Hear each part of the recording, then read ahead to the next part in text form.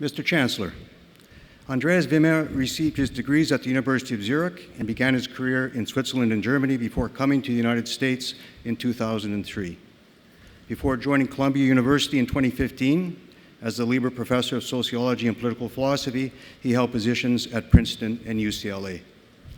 Andreas Wimmer brings a long-term and globally comparative perspective to the questions of how states are built and nations are formed, how individuals draw ethnic and racial boundaries between themselves and others, and which kinds of political conflict and war result from these processes. An expert on the dangers of excluding minorities from a share in the political process, his work has enormous implications for the management of ethnic conflict. He has made us aware of the structural factors that lead to violence while pointing to the options that allow for a more peaceful world. Andreas Wimmer has a remarkable breadth as a scholar. With all the erudition, historical, linguistic, and philosophical training of a traditional social historian, he is at once a theorist, an anthropologist, and a political scientist. He is truly a world sociologist. His expertise encompasses a large number of countries, from Mexico, Iraq, and Turkey, to much of Europe and the United States. Winner of the Heisenberg Fellowship from the German Research Foundation, Andreas Wimmer has held visiting appointments at Oxford and Harvard universities, l'Université de Paris, Kyoto University, École des Hautes Études, and Sciences Po.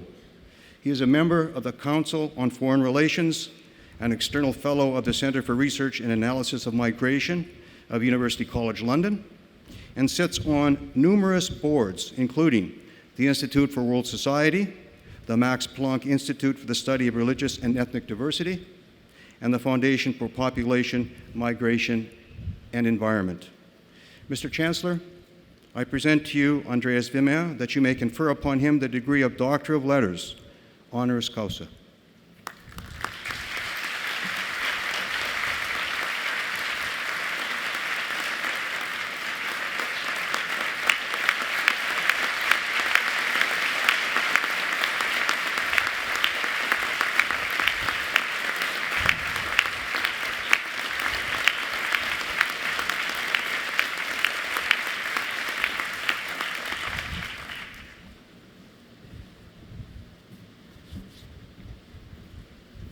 I now invite Dr. Andreas Wimmer to deliver a convocation address. Dr. Wimmer.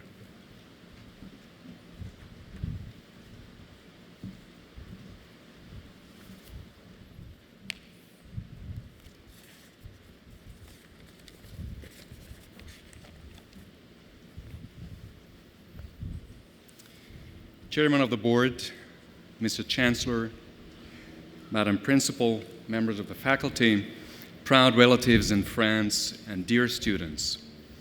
When I saw the list of eminent personalities who are receiving an honorary degree from McGill this spring, I thought that must have been a mistake. Someone must have misspelled my name, and someone else in McGill's otherwise infallible administration then sent me a congratulatory email. Well, as you can tell, I might suffer from an imposter syndrome like many of us who come from the peripheries of the world.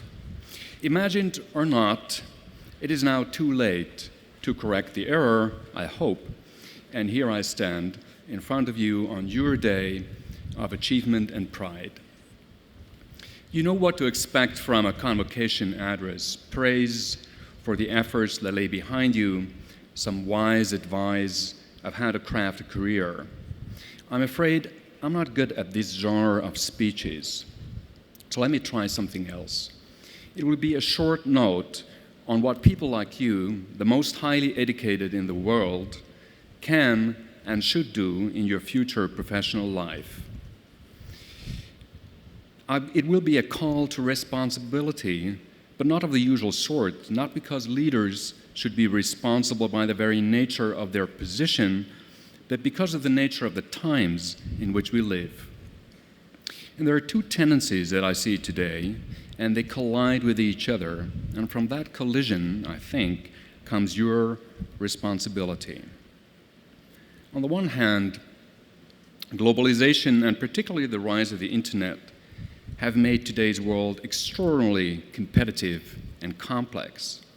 In economics, free trade agreements put economies and businesses across the world in direct competition with each other. And as a consequence, wages have stagnated for the working class, now exposed to competition from abroad, and college graduates have difficulties finding high-paying and stable jobs as well. In education, global rankings put every university under tremendous pressure to emulate the templates of success of those at the top in order to be able to recruit the best students from around the world. In the field of politics and international relations, governments now have to take decisions within an immensely complex field of interactions spanning a multipolar globe. Look at Syria, where half a dozen foreign governments and at least 24 militias enter into fast-changing alliances with each other, producing a perfect case of combustible contingency.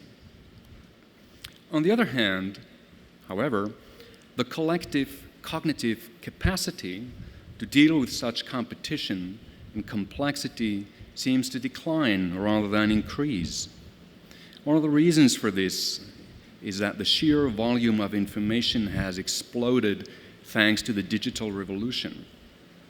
Our email boxes overflow, smartphones are constantly beeping and vibrating with offers to communicate with somebody.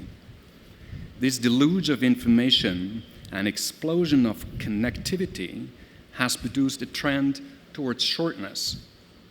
Shorter news stories, shorter texts in emails, hyper-short messages on Twitter, short articles rather than books in academia, and so on. The other trend, especially in the media, but elsewhere as well, is to reduce complexity by focusing on persons rather than substantive issues, on who said something rather than who said what. The current US electoral cycle, and more specifically how foreign policy challenges such as the situation in Syria are discussed, demonstrates how low public political discourse can sink as a consequence of the combined trend towards the short and the personal. And here is where you guys come in.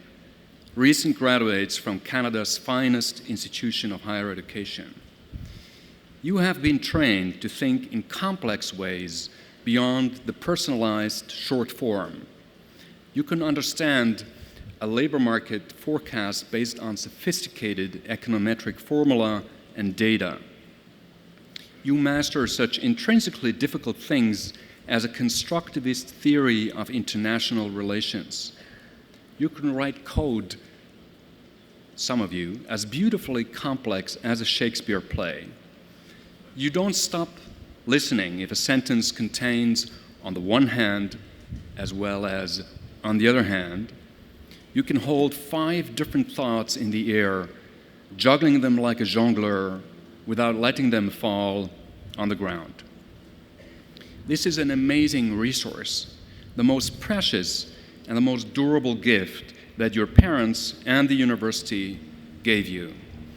And it comes with a special kind of responsibility, the responsibility to maintain and nourish this capacity to think in a nuanced and complex way in a world that has increasingly less time for it. This will not only make you successful, but it will help businesses, NGOs, think tanks, universities, governments to take decisions that are appropriate for the competitive and complex world in which we live. Decisions that take unintended consequences into account and ponder possible alternative scenarios.